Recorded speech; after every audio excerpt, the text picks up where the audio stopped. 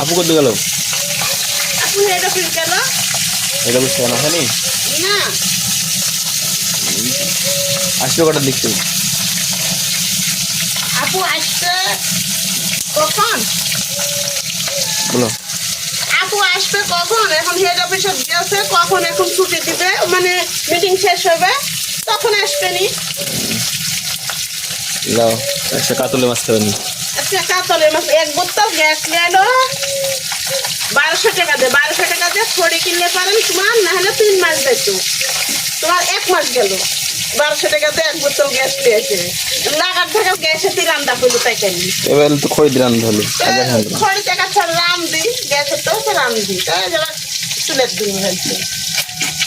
দাও তুলে দিলাম তো। খড়ি কিনে আসেন না, এগুলো করতে পারেন খড়ি। ও তো বেগুনের গাছের বেগুনের গাছগুলো কাটা নিয়ে এসেছিল, তো শুকাচ্ছে পরে 2-3 ডাল ফ্রাইতে লেগেছে, তো অত ভালো হ্যাঁ শুকেনি, কাটা হয়নি। ওগুলো শুকলে পরে হতে একটা বিশাল চুলে রান্না হবে, না হলে গ্যাসের রান্না হবে।